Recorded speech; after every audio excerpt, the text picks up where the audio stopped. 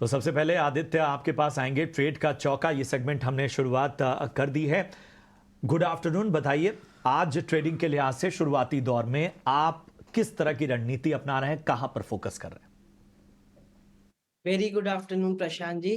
देखिए, मेरी रणनीति इलेक्शन से पहले ये रहेगी। पर्सनली मैं भी बहुत लाइट पोजीशन बना के चल रहा हूँ और अपने क्लाइंटों को भी यही सजेस्ट कर रहा हूँ कि थोड़ी सी लाइट पोजीशन बना के चले, क्योंकि रिस्क रिवॉर्ड फेवरेबल नहीं होता। आप थोड़ा सा टेंशन में रहते हैं कि बाजार किस तरफ जाएगा, तेजी होगी मंदी होगी।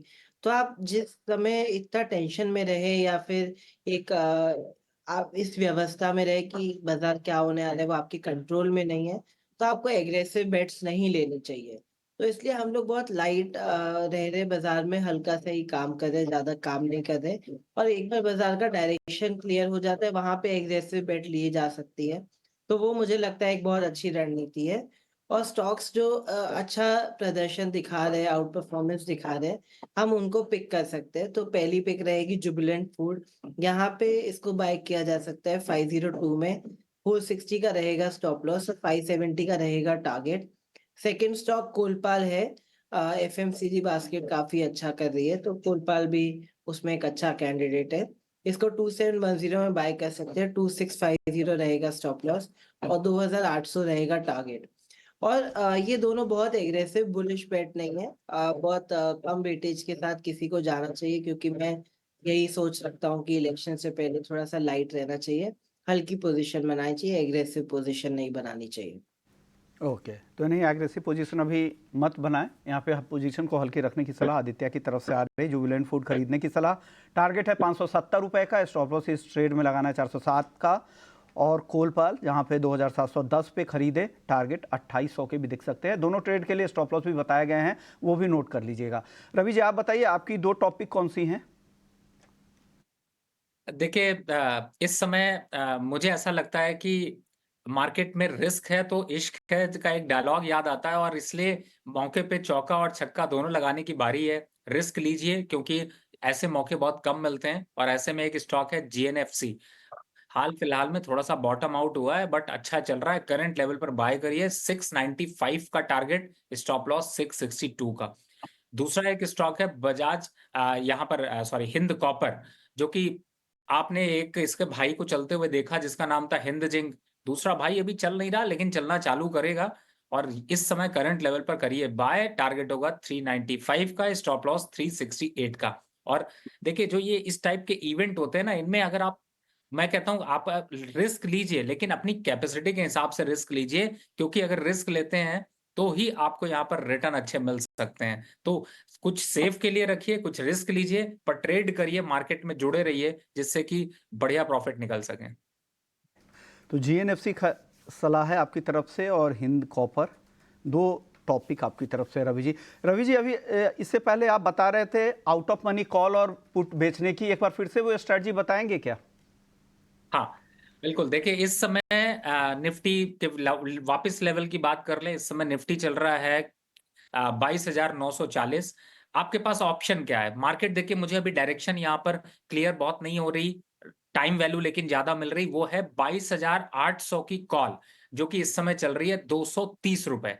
और साथ ही 23,050 का पुट, जो कि चल रहा है 153 रुपए। तो आपके पास यहां पर कुशन हो गया 250 का डिफरेंस है, और इसके बीच में आपको जो मिल रहा है वो 150 रुपए मिल सकते हैं। अब टाइम वैल्यू क्या करेगा, इन दोनों का अगर आप टोटल करेंगे तो आपको टाइम वैल्यू जो 150 की मिल रही है, उस 150 की टाइम वैल्यू को यहां पर आप करिए, सेल करिए। धीरे धीरे जब 70-80 रुपए रह जाए तो 60-70 रुपए का प्रॉफिट यहां पर बुक कर लीजिए। दोनों का टोटल करके अगर स्टॉप लॉस लगाएंगे तो आपके लिए आसान होगा, यानी 230 प्लस 150 हो गए आपके 380। तो इन दोनों के टोटल का स्टॉप लॉस क्या डालेंगे? 400 रुपए के अगर ऊपर इस दोनों का पेयर चला जाता है तो आप पोजीशन काट दीजिए। नहीं तो प्रॉफिट कहां बुक करना है? 300 के आसपास आएगा तो प्रॉफिट बुक कर लीजिए। 80 रुपए सेफ ट्रेड आपको मिल जाएंगे। तो मुझे लगता है ये स्ट्रैटेजी यहाँ पर ऑप्शन की काम आएगी। और अभी टाइम वैल्यू मिल रही है, ज्यादा नहीं। हम जब ये तब तक शो कर रहे हैं तब तक इसकी टाइम वैल्यू कम हो जाएगी। 10 रुपए तो तब तक ही मिल जाएंगे। तो आप इस तरीके की स्ट्रैटेजी अपनाइए। 23,800 की कॉल और 23,050 की पुट, ये स्ट्राइक आप ध्यान रखिएगा यहाँ पर। ओटीएम के जरिए आप यहाँ पे पैसे बनाने के ऑप्शंस में मौके रवि जी बता रहे हैं। चलिए कुछ ब्रॉडर मार्केट की तरफ बढ़ते हैं, किस तरह के एक्शन दिख रहे हैं। फ्यूचर्स मार्केट से ही शुरुआत कर लेते हैं। आप बताइए आदित्य, कुछ स्टॉक्स जहाँ पर आज काफ़ी एक्शन दिख रहा है। सन टीवी 3.5% ऊपर है, एक्साइड यहाँ पर भी अच्छी तेजी दिख रही है। क्या करना चाहिए इन दोनों स्टॉक्स में? देखिए सन टीवी बहुत टाइम बाद चल रहा है और इसमें अच्छे वॉल्यूम पार्टिसिपेशन दिख रहे हैं, तो सन टीवी को बाय किया जा सकता है 660 में। स्टॉप लॉस रहेगा इसमें 635 का और टारगेट रहेंगे इसमें 690 से लेके 710 के। ठीक है, तो ये नज़रिया फिलहाल इन स्टॉक्स पे आपको अहम लेवल्स आदित्य ने बताया। चलिए कुछ और स्टॉक्स पर चर्चा कर लेते हैं। आज दो स्टॉक्स की मैं खासतौर पे रवि चर्चा करना चाहता हूं। एक तो पावर ग्रिड, क्योंकि इसे लेकर खबर आई है कि जामनगर में ट्रांसमिशन प्रोजेक्ट शुरू होने की खबर सामने आ रही है। तो पावर ग्रिड पर एक व्यू दीजिए। और उसके साथ ही अडानी एंटरप्राइजेस पे भी आज राय लेना बनता है, क्योंकि QIP के जरिए 16,600 करोड़ जुटाने को बोर्ड की मंजूरी मिली है। तो अडानी एंटरप्राइजेस और पावर ग्रिड, रवि बताएं कैसे लग रहे हैं ये स्टॉक आपको? देखिए सबसे पहले एक बार को यहाँ पर पावर ग्रिड की बात कर लेता हूँ। पावर ग्रिड इस समय चल रहा है 314 रुपए और अच्छी बात यह है कि आजकल हाल फिलहाल में थोड़ी प्रॉफिट बुकिंग आई है, ज्यादातर पावर स्टॉक्स में देखने को मिल रही। प्रशांत जी, जो ये रेड साइन है वो आगे ग्रीन साइन पे हावी होते हुए नजर आएंगे।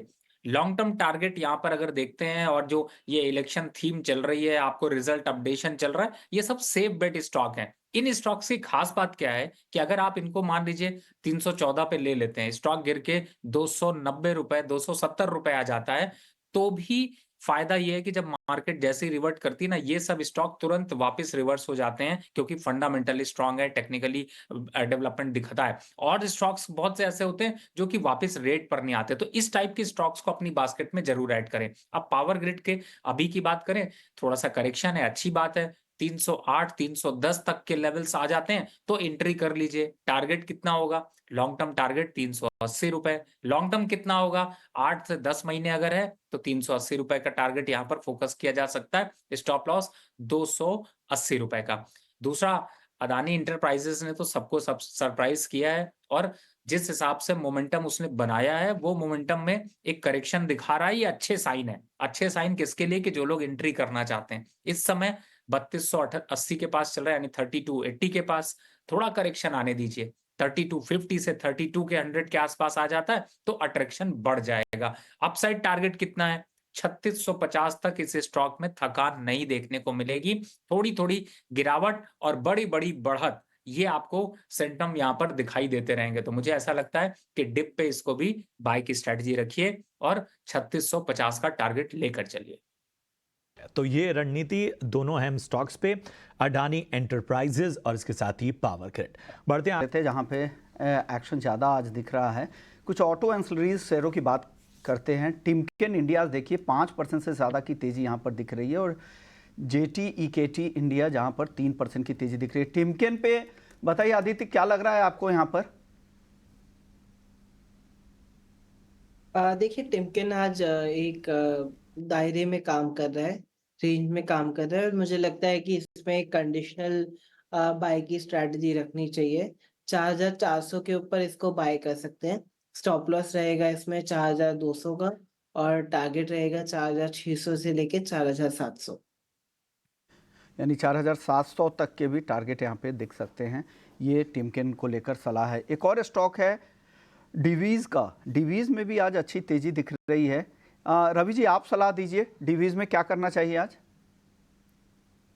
देखिए फार्मा पूरा सेक्टर ही विश्व मोहन जी चमक रहा है, दौड़ रहा है, भाग रहा है। तो मुझे ऐसा लगता है कि डिविज लैब पे पहली बात है कि आज चूंकि जिस हिसाब से 2.5-3% की करीब तेजी यहाँ पर बनी है, थोड़ा सा फ्रेश इन्वेस्टर के लिए यहाँ पर अभी लेवल्स यहाँ पर सूट नहीं करेंगे। लेकिन अभी डिविज लैब को देखते हैं अपसाइड टारगेट, तो यहाँ से 4500 के टारगेट बड़ी आसानी से अचीव कर सकता है। दूसरी साइड अगर रिस्क रिवॉर्ड में देखते हैं तो जब तक अब 4280 के नीचे क्लोज नहीं करता तब तक बहुत ज्यादा डाउनफॉल यहाँ पर देखने को नहीं मिलेगा। तो मौका आपके पास क्या है कि अगर आपकी पोजीशन है तो बिल्कुल बनाकर रखें, लेकिन मायूस होने की जरूरत नहीं है कि अब डिविज लैब नहीं मिला तो कोई हमें दूसरा स्टॉक नहीं मिलेगा। फिलहाल डिविज लैब पे आपको अगर यहाँ पर मोमेंटम दिख रहा है तो उसके साथ में जो एक अंडर वैल्यूड स्टॉक है वो भी दे देता हूं जिसे आप खरीद सकते हैं, वो है सिप्ला।